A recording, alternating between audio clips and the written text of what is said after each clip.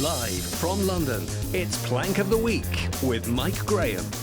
Good evening and welcome to Plank of the Week, the one show where you don't have to worry about judging anything because we do it all for you. Alex Phillips makes her return. Nice to see you, Alex. Bleksley. Maddie, Hale is here, our token Australian, and Steve Denyer, our token representative of Virgin Radio. Let's kick things off, first of all, Alex, shall we? With Lock 'em Up and Throw Away the Key. Well, this Part is 94. absolutely mad. I think if one person is emblematic of the complete overreach and zealotry of the judge-judification of those riots, you know, when Keir Starmer dragged everybody who had said something on social media or even sort of walked their dog past a demonstration into the courts and said, you're going down, you're going down, For a long time. A long time. Yeah. The one person that I think is sort of emblematic of how disproportionate some of this stuff was is Lucy Connolly. Yeah. She is the wife of a Conservative councillor. And yes, she wrote some pretty tasty things on social media that, you know, should not have written. Any sensible human, wired up the right way, would just be, this is an angry person saying something angry on Twitter, which, blimey, if I looked at some of the comments I get, everyone should be in clink if Isn't it funny, though, when you report these people applied. on Twitter and it says, oh, their tweet has not violated the rules, even though they threatened to kill you and burn you to at the stake. Right. But that's OK, apparently. That's OK. Yeah. If she'd been tweeting with one hand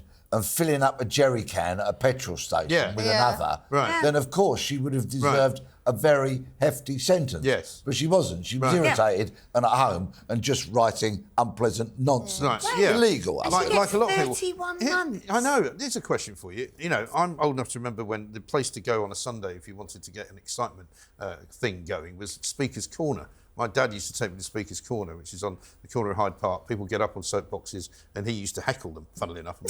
Must be where I got it from. And I just watched him doing it. But, you know, I mean, I don't know what the law would be. You can tell me, Peter. If I got up on a soapbox and said all the things that she tweeted, right, in a way that was just being, you know, transposed and broadcast to a few people watching me, is that an offence? I suspect the Metropolitan Police would be very swift to arrest you while some lunatic preacher of Islam is calling for jihad, standing on another box. That's fine. Right. That's fine. It depends who you are. Depends who you are. What's tragic is this is a mother, this is a wife, this is a woman who'd also really sadly lost her baby. Yes. Well, that was quite some time before, though. Yeah, but you say that, but I'm sure for a lot of women who've gone through such things. Yeah, but what I'm saying is you can't really link the two things. It's harrowing. Well, can you not? Because if you're a woman who has lost a young baby and you're a mother yourself and the victims of that awful, disgusting crime, there is something, you know, women, I think, aren't likely to get angry if their football team loses, OK? Women aren't going to get angry about a whole load of things women aren't going to get angry about, but hurting little kids... I could tell you a lot of things that women get angry about. Yeah, but they get angry a lot. Hurting little kids, you know, it's something that women will... It's sort of wired No, I see what you're saying. I agree with you. Well, I tell you what, let's have a look at what the judge actually said when he delivered the verdict. The minimum sentence after a trial for this offence would have been 3.5 years imprisonment.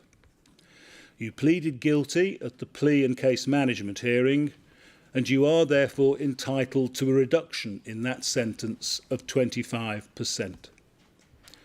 The sentence on count 1, therefore, is one of 31 months imprisonment. Wow. Did you just say? Hard to believe, isn't it? Did he just say, hold on, I want like he's doing her a favour. I want to see that again, because I swear to God, he said, the minimum sentence after a trial would have been. Yeah. Isn't that the trial? Well, she pleaded guilty, so there's no technically... No, but I think that's really Technically, there's no trial. Because these people didn't have legal representation. They were swiftly pushed through. Like I said, it was a judge-judification of the system. The normal checks and balances, which the law should afford, I don't think were in place. Do you know what? Setting examples. I went for a drink with Hugh Edwards the other night, and he told me how much he's enjoying his freedom. But I mean, yeah, of course, you having a look around the house with Hugh Edwards. When you have a look around the house that he's selling for £5 million, anyway. Isn't there a jail overcrowding problem? Well, there is. We're going to come to that, funnily enough. But the fact that he's not banged up. She poses no risk to society. I know, but it's also a slippery slope to be jailing people for what they say online. We already know that. You also have so much child pornography and actual terrorism happening online, then no one gets prosecuted on your for average Palestinian march, you've got more hatred being... Sorry, I've just got to interrupt here. Please don't use that expression ever again. What? They are child sex abuse images. Yes. Okay? It is not Yeah, what you're you right. called it. All right. Fundamentally, Here we go. not. Listen, I've got a news report here because there's even more bad news, right? Have a look at this. Lucy Connolly didn't take part in any of that violence herself, but as we've seen with prosecutions over the past few weeks, you don't have to have directly been involved to face the consequences. And there was a man named Tyler Kay who essentially copied and pasted exactly what Mrs Connolly had tweeted and posted it himself. He got over 3 years in prison. So some guy who just copied and pasted the tweet got even more time than she got. 3 years. According to this, Wes Streeting should be in prison because when you look at some of his historic tweets saying I'll throw people under buses, it's disgusting. And do you know what we have found out as well? One particular gentleman, I cannot remember his name, a grandfather, who had been present at the riots, by one of the hotels, but he wasn't, I don't think, a participant in setting any fires. And actually, with the video footage you've seen, he is standing there and the police are aggressively going after him with riot shields. And then he's a bit, he's angry and he's yobbish. But he's gone to prison, he had various medical conditions, and he commits suicide in prison. Wow. They're not sure if he did, but he certainly did die in prison, and that is the problem. What do you guys think should have happened? How should this have been? Well, I think the point about the stiff sentences was to stop the actual rioting, right? Yes. So if you wanted to stop the people on the front line. Yeah, if you want to say, right, we've had 3 days of this, we don't want day 4, so we're going to lock a load of people up on day 3 so that the people who were thinking about doing it tomorrow don't do it. Yeah. But that time has since passed a long time ago. So what you do now, with somebody like her, weeks and weeks after the event, she's already had her life ruined. She's already been dragged through the papers. Someone like her to the you don't cop need shop to send her to prison. Enough. Lifting people and taking ordinary people to the cop shop is scary enough. And also, do you know what he could have done? He could have stood behind a lectern and talked to his people, all of his people, instead of calling people far right, instead of smearing them. I remember those weeks. Yeah. My mind has not been, tainted by things that have happened since. He did not address his people. He alienated his people. He vilified his people. He refused to listen. And he made it very clear. He made it very clear that he doesn't get what it is that they're upset about, and that's the problem. And of course, Peter Lynch is the guy you're thinking of, Peter who Lynch, is no longer with us. Peter, over to you and the Crown Prosecution Service. Yes, sticking to a legal vein here. Yes, Crown Prosecution Service, to give them original title, alternatively known as Criminal Protection Service, also known as Crown Perpetrator? No, what's the other word? If it's not persecution, that's it. Crown Persecution Service. Yes. And that's very apt in this situation because, of course, I speak about the ludicrous, the outrageous, the fundamentally wrong prosecution of Sergeant Martyn Blake, who this week was properly acquitted of a charge of murder. He was charged with murdering a man called Chris Kaba. Sorry, man, I meant violent, ruthless, unscrupulous gangster. And the world is a better place without Chris Kaba. Just to make it difficult for the edit, I'll repeat that. The world is a better place without Chris Kaba. It is. Nobody will be stabbed by him, shot by him, or otherwise assaulted by him, all of which he's done. Or sold drugs by him, either. Yes. So Martyn Blake went through the ignominy, the torture, the hassle, the life-changing events of waiting a year for the IOPC, the Independent Office of Police Conduct, to carry out their investigation, and then for the CPS to make their decision to charge him. He had another year to wait until he stood trial. So 2 years of having his life completely and utterly distorted. And, of course, only to be rightfully acquitted by the jury in less than 3 hours. And they spent some of that time writing a letter to the judge as well. So that clearly tells you what they thought. A ludicrous persecution, not a prosecution, probably politically motivated. And for those appalling reasons, I hereby once again nominate the CPS. Yes. But of course, don't forget, there's always plenty of people willing to have a go at the police, and we certainly do when we think it's required. But have a look at these protesters, right? Black Lives Matter, apparently. Check this out.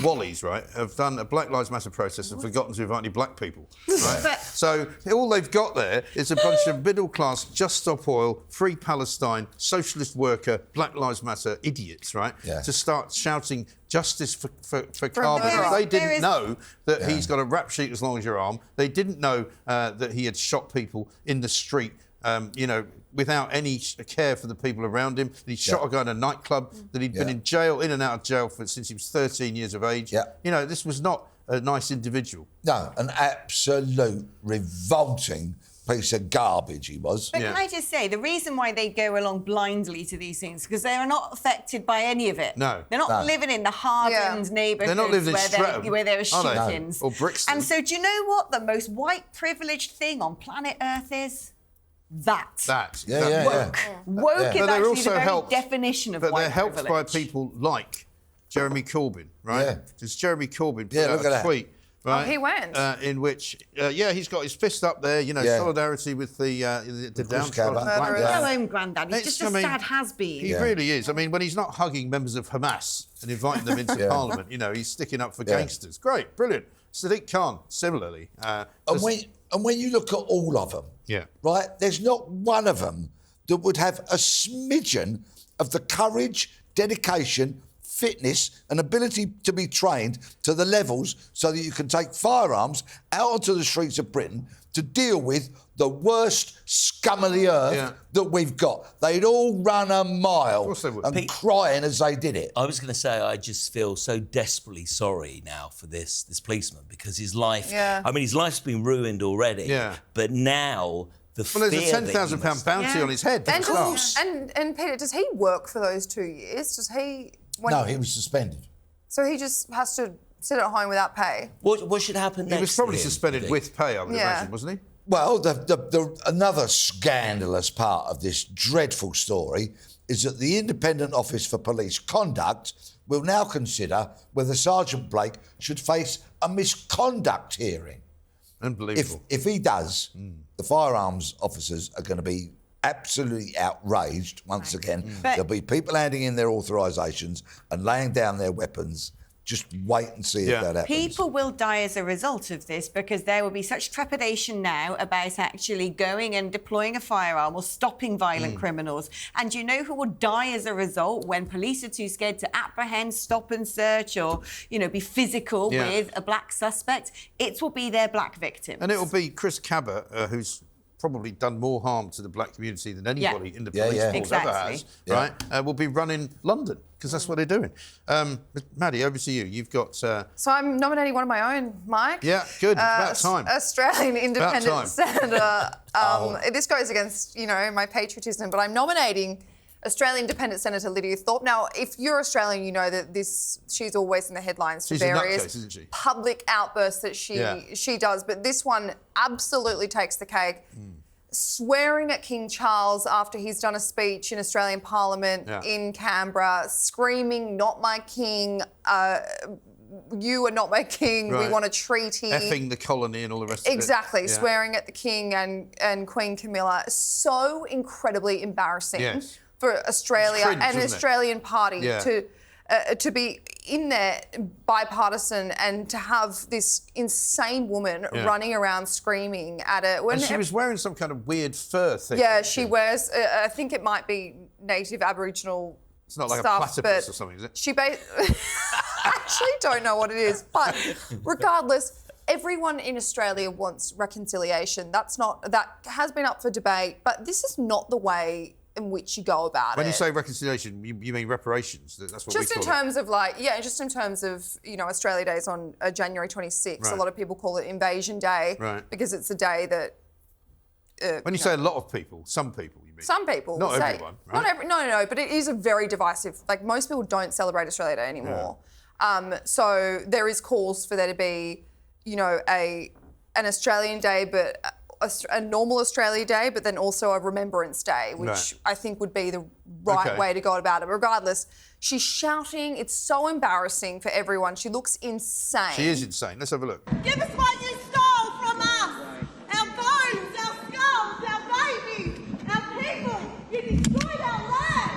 Give us a treaty. This is not your land. This is not your land. You are not my kids. You are not our kids. Charles is just sitting there going, what is going on? Could you imagine being an actual member of Parliament and being dragged out. This woman is so nutty, though, that she was expelled by the Green Party for being too nutty. Yeah, I mean, that's how bad things are. I was going to say, she's got pre. She's like AOC on steroids.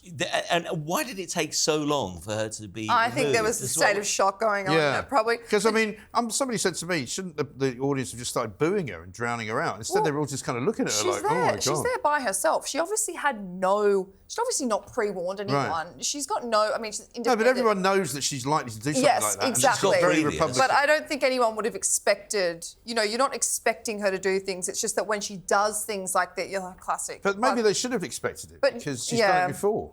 Do you know what was weird? So she's shouting at a guy who's suffering from cancer as well. Exactly. By the way. And the update on that was basically when you're sworn into Australian Parliament, I presume it's the same here, as you swear your allegiance to the Queen and you say the Queen. Or the King, so she was in 2022. So she was swearing to the Queen. And did she? And his heirs. Right. She claims, I didn't do that. I swore allegiance to the Queen and her heirs. And so when you go back and listen to it, she did say heirs, but people are saying, but you then write heirs when you actually do swear your allegiance after the kind of vocal part of it. But she's not the only Australian plank this week, right? Because I was going to nominate this woman. Nominate me? I don't know. No, you. No, Matilda Campbell. It's great that somebody in Australia is still called Matilda. They've been Everyone's called Matilda. Well, take Matilda, darling. Do you know about this story, Matilda Campbell? Matilda Campbell was hiking with friends in bushland, it says here, in the Hunter Valley, New South Wales. Been there, right? fine country. Now, there's lots of big boulders and rocks and things, a bit like, Bryce Canyon National Park in America. Because she was of a certain age, she decided she'd stop and take a picture, a selfie, right? She dropped the phone down into the back of this boulder, right? And then decided that she might be able to get it. So she dangled herself down and basically got stuck upside down with her feet in the air. Oh, my God. She was stuck for 7 hours, right? Trying to retrieve her phone. So I was going to give it to her, but I just thought I'd add this one in as a kind of Chuck needs to put a photo of her legs dangling You can put a photo of her bare feet, which you can see. But if she was sort of down under, does that mean she was actually the right way up in Britain? Absolutely right. Hey. Dozens of police. Let's talk about a waste of time. Dozens of police, paramedics, firefighters, rescue experts from the nearest town, which is a place called Cessnock, is it? North of Sydney, Cessnock.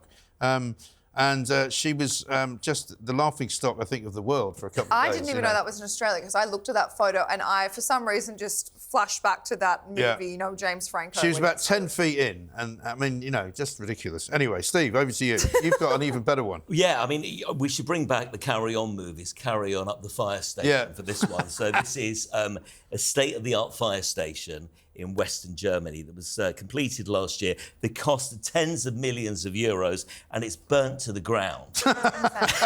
Sorry. Because nobody was hurt. Yeah, so the great thing is no one was hurt. However, 10 fire engines were completely destroyed. You've just got like 170 firefighters, some crying their eyes out. Here we go. To put the flames out. This is the actual blaze as it's happening. No, apparently this particular building didn't need sprinklers, and this is the whole problem. It didn't have sprinklers, so no one knew about the fire. So the fire department of this place called Statollendorf? Statollendorf. In Germany. They think building a fire station without any kind of fire measures is a good thing. No fire alarms. No fire alarms and no sprinklers. Yeah, the service has said... Sorry? I thought that was illegal. I thought if you build a building now, you have to have both, don't you? Wouldn't you? They're saying it's a facilities station, so it didn't require them. How bizarre it is. How did the fire start? Does anybody know? No, well, they think it was from one of the trucks. Right. Some kind of ignition. Brilliant. I can't keep this together. So in addition to building a fire station with no fire safety measures at all, they've now got trucks from the fire department that spontaneously combust. It's probably an electric one. But probably was. Yeah. One of the firefighters said, it's a nightmare for a firefighter. No one wants to have to extinguish his own fire station. I suppose the good news is it didn't have to go very far. It's not like you have to get in the truck and go for 10 miles at high speed. I know, but it seems to not matter. Do a good job. Was the cat all right? Fine. I mean, it's absolutely incredible. It's a great story, though. They completely passed me by that one as well. It's unbelievable. Well done for finding that out. Fire alarmless. Coming up, in the next bit, we're going to be doing some more lags being released from prison. because it was time for Shabana Mahmood, once again the Justice Secretary, to let out 1,100 more people. And this time, they managed to bring even better supercars than the last time they all got released. We're doing a bit of that, plus some gentrification as well. This is Plank of the Week.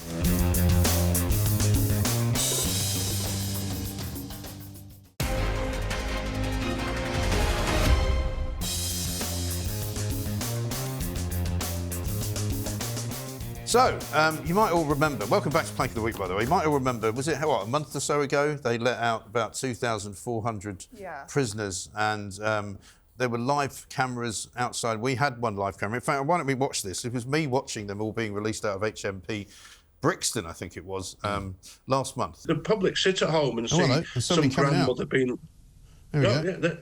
covering his face, no doubt. He'll be back. Don't welcome back to the free world, my son. But with not what will he be given, he'll not be given very much. And so it's a joke. I mean, I can't believe I'm sorry, I can't believe I'm watching this, Mike. They've just released. I don't know who that is. I don't know what he's been doing. I don't know what he's coming out to do. I mean, it's incredible, isn't it? They just would have this door would just open. That's and somebody insane. would come out, and some of them had loads of stuff, right? And I was then explained to me. I said, "How did you come out of jail with loads of stuff?" And apparently, you're allowed to buy stuff when you're in jail. So like clothes? No, crack. I thought it was drugs. Well, no, drugs. I mean, some people buy music systems because you earn money while you're in there. But last time around, there was a bit of to do because people were having champagne corks going off. There was one guy picked up in a Lamborghini. And you would have thought that when Labour had a conversation about doing it again, that they might have said, you know, we should really try and make sure that the optics are a bit better. We don't see these people coming out of prison looking like they're really, really happy, about to have a massive party and an orgy in the back of a Rolls Royce. But in fact, it was worse this time around, right? Because you'll see in a moment, this is a guy in a Rolls Royce Cullinan. Now, this car costs around about £350,000. As they went by the female journalist who was filming them, they shouted that she should flash at them.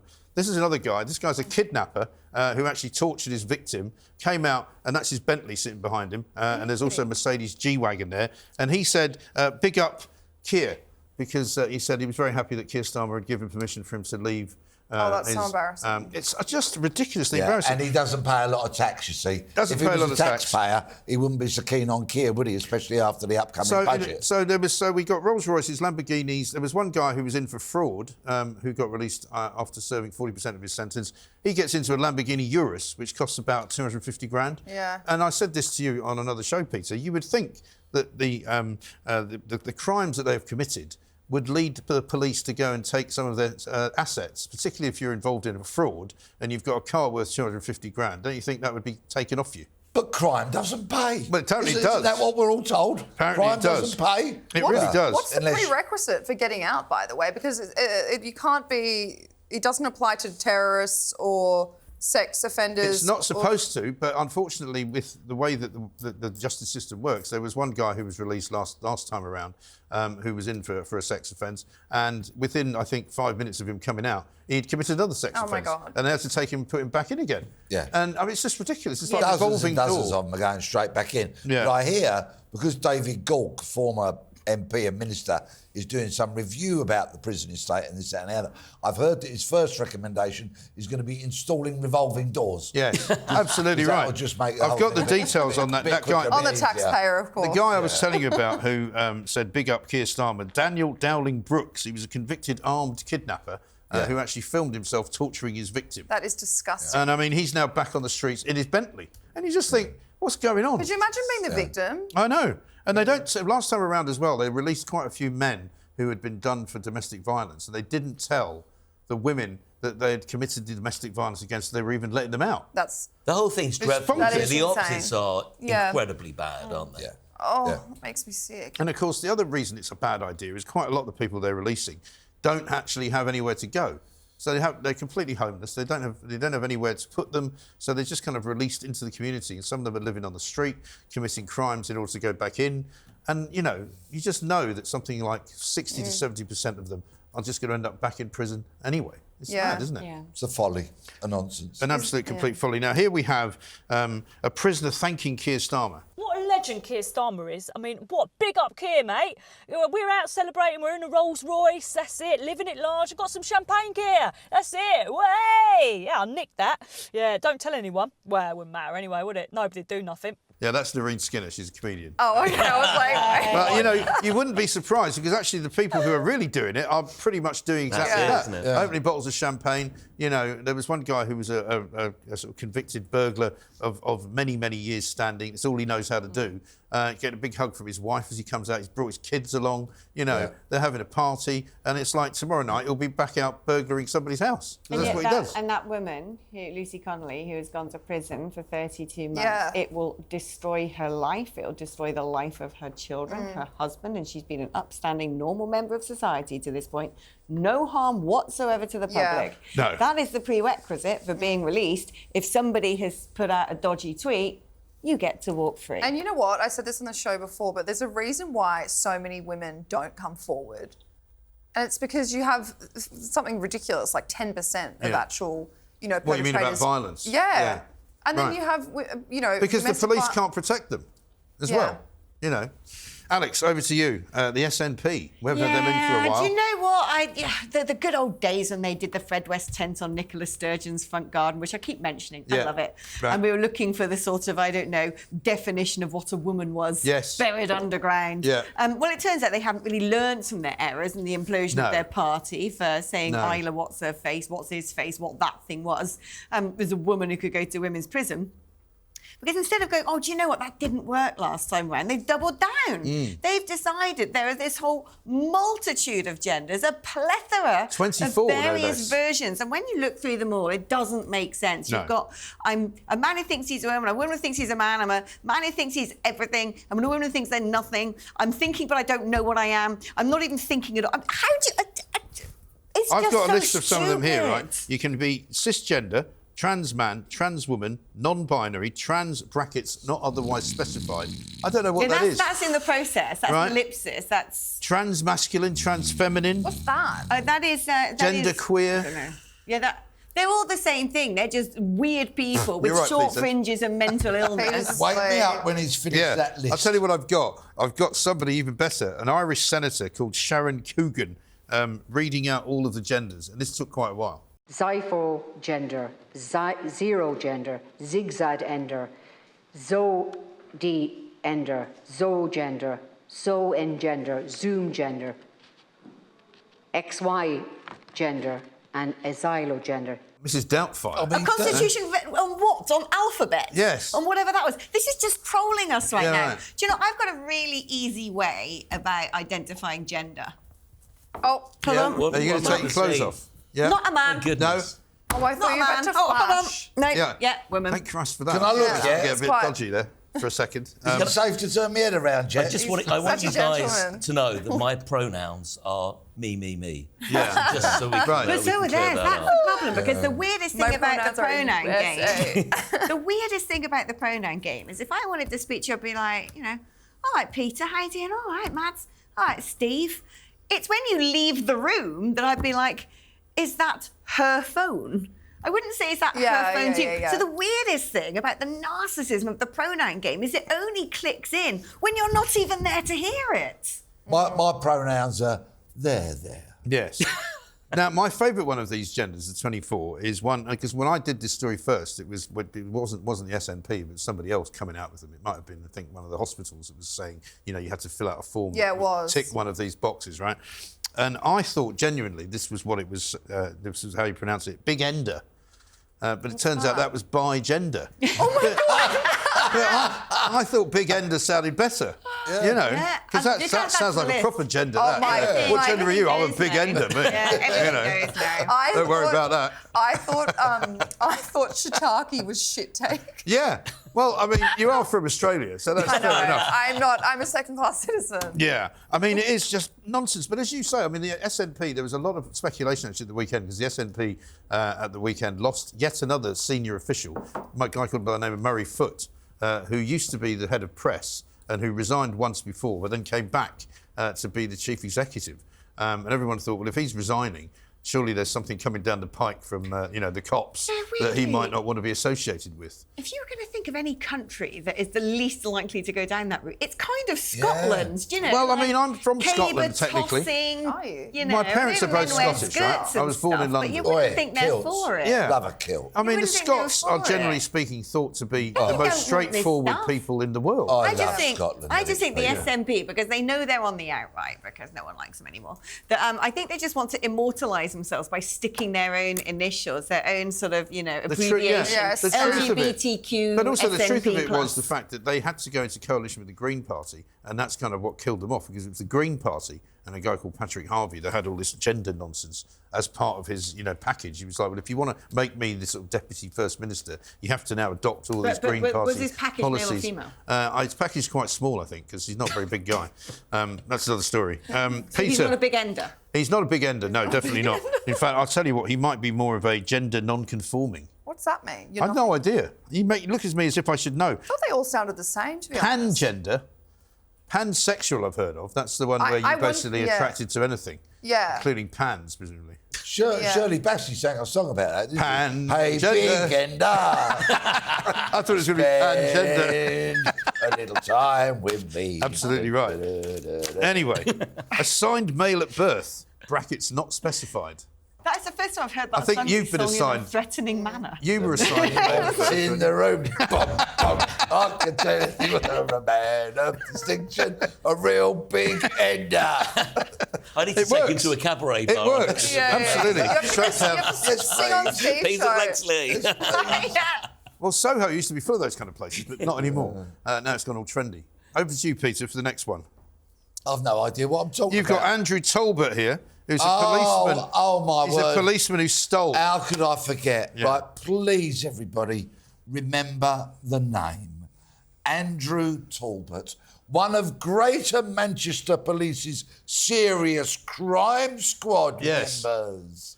But poor Mr. Talbot didn't realise that going on the serious crime squad meant that you're supposed to detect serious crime. He thought he'd go on there and commit serious crime. He must have just misunderstood the instructions. Clearly, it's easily done, maybe, I don't know, maybe he was a big ender who couldn't read and write. I don't know. Yeah. Anyway. Well, luckily, we've got a news report on it, so let's have a look at this. As you said a moment ago, he was caught back in 2020 when a bag of white powder was found on a path outside his daughter's primary school. Staff at the school looked back at CCTV and saw that it was Andrew Talbot that had dropped it, and they then called police. When Talbot then next went into work, he was arrested, and they found cocaine in his pockets, in his jeans and in his jacket. Oh, not exactly a master criminal. He's got a better police than the police at this stage. It gets better though, right? He stole 4 kilos of cocaine. Right, that's quite a lot of cocaine. With a street value of about, I don't know, £500,000 thereabouts, right?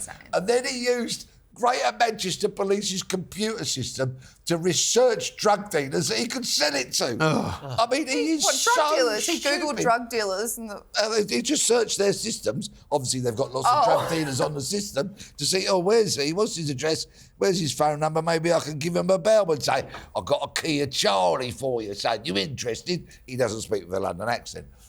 Maybe he could have disguised himself as a London. Do you think he was that clever? If he's dropping bags of Charlie outside of school, is he literally? Child. Is he just dropping it there by accident? Or dropping it. Yeah, somebody's he's reached into his pocket. Oh, so he's obviously it's fallen out of his back. He's probably taking some drugs. He doesn't know what he's doing. I think he was trotting around the streets selling it, and all of that. Dear me. So anyway, he's got 19 years for his troubles. Yeah. Right. Wow. So if he serves half of that, say a decade, he'll be out next week. He's going to into a Lamborghini. Away you go. With his drug dealing friends. With a bit of luck, he's going to have about a decade or so in the shovel to consider his actions and his foolery. Wow. But it does make you wonder, and I mean, I know this is probably an impossible question to answer, but, do they not do any kind of psychological testing when they hire police officers and go, are you or are you not more likely to be a wrong-un? He'd been a cop a long time. I think he had about 20 years' service. Really? How come no one noticed? That's a huge amount of drugs, isn't it? Did no one notice in the storeroom that... Clearly, the drugstore kind of reckoning and record-keeping probably leaves a little bit to be desired.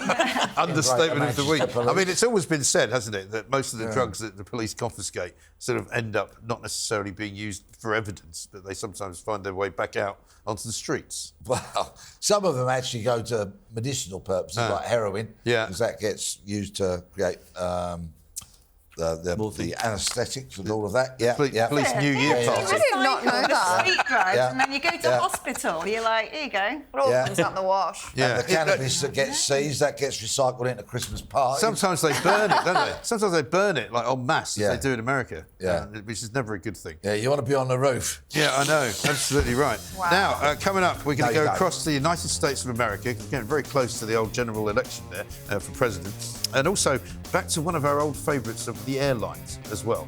This is Making the Week.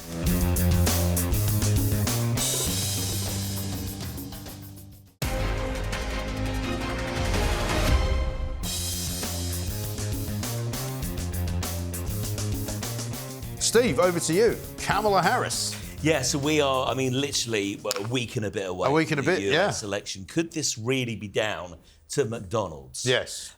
Because Kamala Harris said that one of her first jobs, she worked in McDonald's in the 80s. Now, McDonald's... In California, right? In California. McDonald's have turned around and said, we've got no records of this ever happening, you know. And the staff in this particular McDonald's have been told to keep quiet. So one of the most genius moves of recent times, Donald Trump goes to McDonald's in Pennsylvania for the weekend, dons a McDonald's apron and starts serving out French fries. He was on the French fry counter. He also served a few people at the drive-thru and said, this is 30 minutes that I've spent in McDonald's working, unlike Kamala Harris, because she's never been here. Well, let's have a look at him doing it, because it is a stroke of political genius, this. Yeah. Mr. President, you actually have worked at McDonald's now versus... Now I have worked at McDonald's. I've now worked for 15 minutes more than Kamala. Are you going to put this on your resume? I never worked here. Actually hilarious. And it was, genius. There was so much great stuff that came out of it. All the AI photos. Yeah, and he's walking around, and also the great headline, McDonald Trump. You know, it's just brilliant.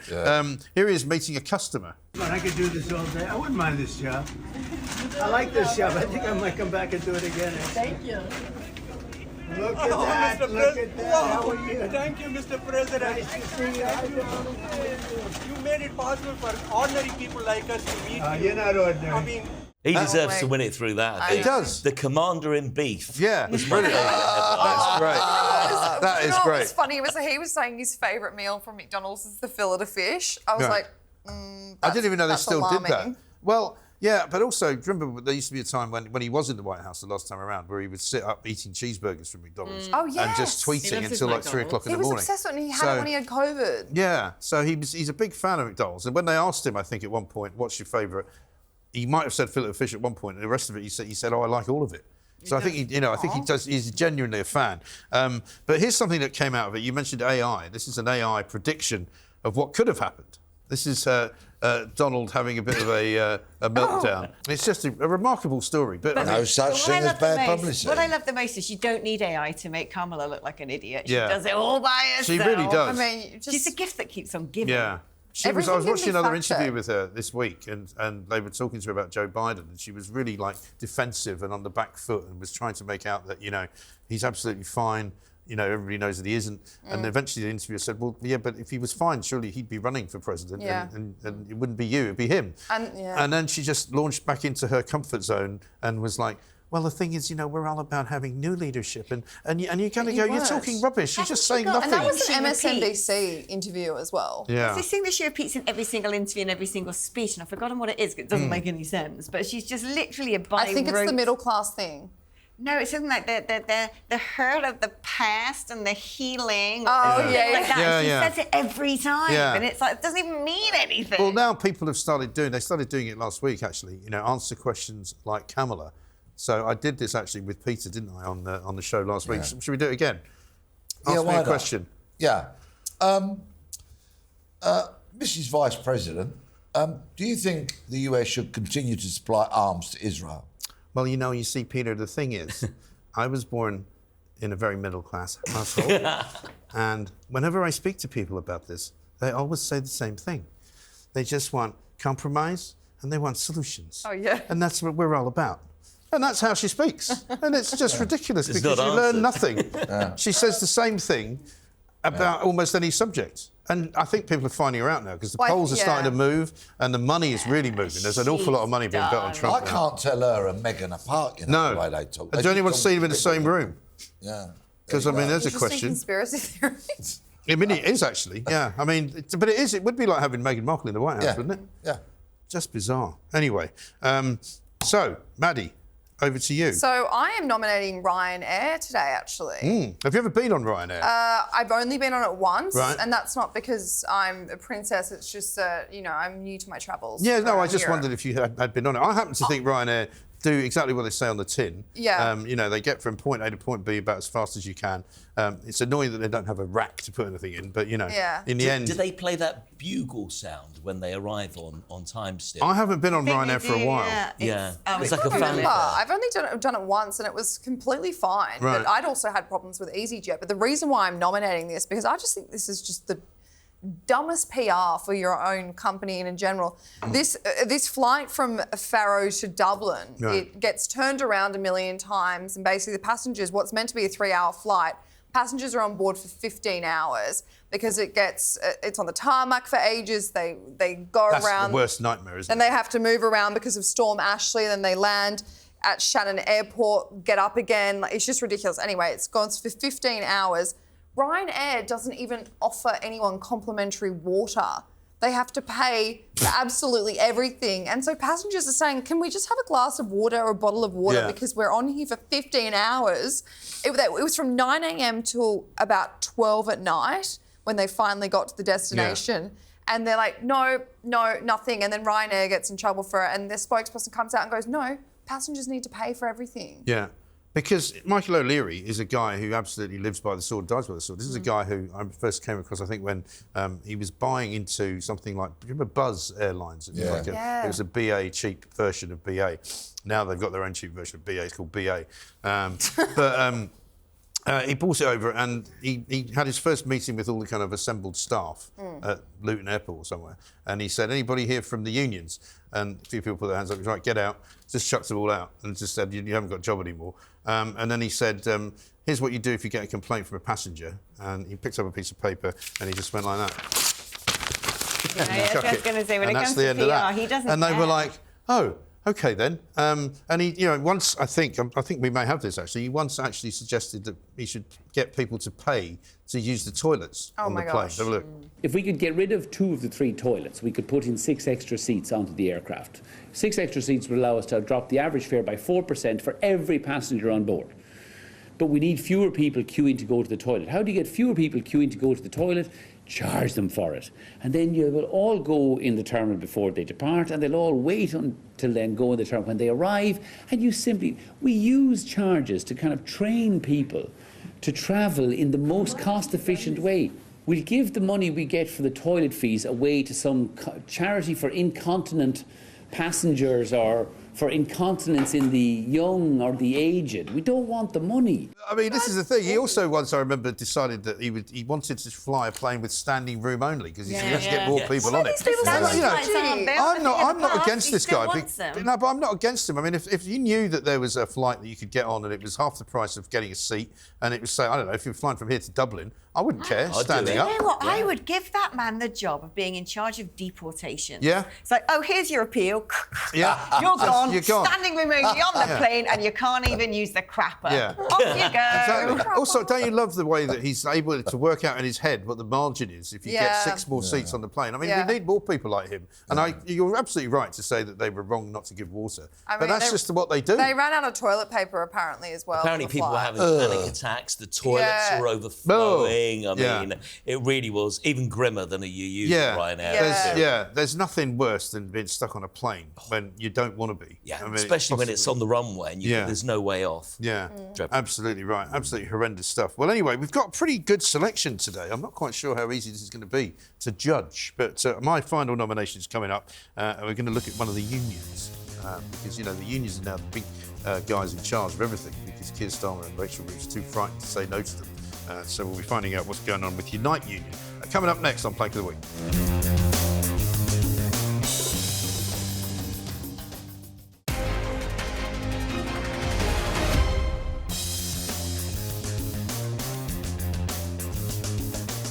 Welcome back to Plank of the Week. Now, you might have heard of a guy called Len McCluskey, Peter, because you're old enough to remember him. He used to be the guy who was the head of Unite Union. Unite is one of the big sort of civil service unions, one of the big office worker unions. It's now run by a woman called Sharon Graham. But when Len McCluskey was in charge of he was a proper old-fashioned union baron, wasn't he? You can't get me on part of the union. Straubs, You can't very famous song. Steve will know that one. Remember the Straubs? You probably don't. No, sorry. It's a great song. I'll give you another couple of bars. You can't get me on part of the union. You can't get me on part of the union. It goes on. Well, so I think when Britain's Got Talent is coming. When Len McCluskey was in charge of the Unite Union, he thought it'd be a great idea to get himself involved in property, because he thought, you know, not only do we need a new world headquarters for the Unite Union, but we could build a conference centre, we could build a hotel attached to it, we could rent it out to the Labour Party for conferences. It could be absolutely brilliant. The problem is that they spent £112 million building this hotel and conference centre in Birmingham, right? Which was apparently valued just recently at £29 million. So, I mean, it's a big project, right? But they seem to have spent £83 million more than they were supposed to. And unfortunately now for the Unite Union, they're being investigated by the Serious Fraud Office. See, why don't unions stick to doing what unions do? This is the problem, right? Now, Len McCluskey, you might remember, was a big mate of Jeremy Corbyn's. You know, they were literally like blood brothers, right? And when he was in charge, he basically said that this was not a problem, and despite the fact it was a £30 million difference between what was paid for the hotel and what it should have cost, everything was fine, nothing to see here. But as soon as Sharon Graham took over, she went, hang on a minute, I think we better have a look into this and see what's going on. And Len McCluskey's gone very quiet. Nobody knows what happened to all the money. And I'm not suggesting he did anything wrong with it, of course. That would be incorrect of me to suggest that. But the Serious Fraud Office now think that there's a massive problem. Basically, they've said now, where is it? In line with long-established practice to avoid prejudice to law enforcement activity, we can neither confirm or deny any investigation into this matter. But what Unite have said is it's important to note that Sharon Graham has had to endure repeated attacks by those with much to lose since she launched these inquiries from both inside and outside the union. So I smell a bit of a rat here. I think there's going to be you know when they say follow the money. I wonder what the hotel's like. Well, I think probably not very good. You think you get a 7 o'clock alarm call with, you know... You probably... No, because... The red flag being blaring out. The red flag. You get a special visit from Jeremy Corbyn. He brings you tucks you in at night. Picture of him on the wall, every room you go in. Yeah, I know. Yeah. I mean, it just is. I mean, it still houses their regional headquarters, but nobody's really very sure if it's ever been used properly. But it's like a massive white elephant. It's ridiculous. Red elephant. A red elephant, yes, exactly right. So £112 million, you wonder if you're in the Unite Union whether you might question whether you want to give them any more money. Yeah. Because they've used all the union funds, of course, to get this stuff. It must be the most expensive building in Birmingham as well. Well, there's not a lot of competition, is there? I mean, I've been to Birmingham, and it's possibly one of the worst stations, I think. Birmingham New Street Station. Oh, is it? I'm going there. Are you? In literally like it's horrific. 2 weeks. Well, you've got to watch on YouTube. There's a great little piece of footage. Don't go to any of the food outlets there because somebody's filmed all the rats that live there during the night. And a lot of the food outlets leave some of their stuff out, and there's rats running in and out in between all the food and the cakes and the croissants and everything. Oh, that's disgusting. So I won't be eating. Take your own packed lunch, I think would be what I would tell you. Right, well, I don't know. I mean, we've got, as ever, we have got lots from the Labour Party, haven't we? We've got Shabana Mahmood, we've got Lucy Connolly being jailed, we've got the Crown Prosecution Service. I think it might be between... can you really blame Birmingham Crown Court, I suppose, is the answer for this? No, we've just got to take it all the way back to Sir Keir Starmer. You know he's basically my nominee every time I'm on. I just try and disguise it in clever ways. Yes. But it's him. It is kind of him. It's him. But is it it's not really his fault about the Crown Prosecution Service going after... Everything's his fault, Mike. Martyn Blake. I know that sometimes I trip myself up and say, but it that was also his fault. It can't all be his fault. You know, at the moment, you know where he is? He's on his way to Samoa. 28 hours on a plane, hopefully not Ryanair. 28 hours back on a plane, spending 2 days there. So he's basically away for nearly a week, but most of it he's in the air. I mean, what a nightmare for these people. Can you imagine being stuck on a plane? I would hate it. It doesn't make any sense. There are some poor journalists have had to go with them, and they're stuck on a plane with David Lammy and Keir Starmer. Can you imagine? I think it might have to be the Crown Prosecution Service, don't you? Fantastic. fantastic. Yeah, because, I mean... Martyn Blake, I send you all the very best to you and your family now and into the future. Yeah, absolutely right, because I think every decent person in this country knows that what he did was the right thing, and there should never have ever been a question of that, and there should never have been a prosecution. Yeah. And the Crown Prosecution Service are now under pressure, I think, to explain how it is that they didn't bring any charges against all sorts of people like Mohammed Al-Fayed, you know, like Jimmy Savile, like all the other people that many of whom... Never forget the Manchester Airport scuzzers. Yeah, the Manchester Airport scuzzers, we still don't know what's happening with that. And yet they think it's a great idea to bring charges, murder charges, against a police officer for doing his job. Shocking. So, Crown Prosecution Service, there you go. There we are. Thank you of the week. So, thank you very much indeed. Alex Phillips, thank you very much indeed. Peter Bleksley, Maddie, Hale, Steve Denyer, thank you very much, all of you. A very interesting session, that. We'll be back same time next week.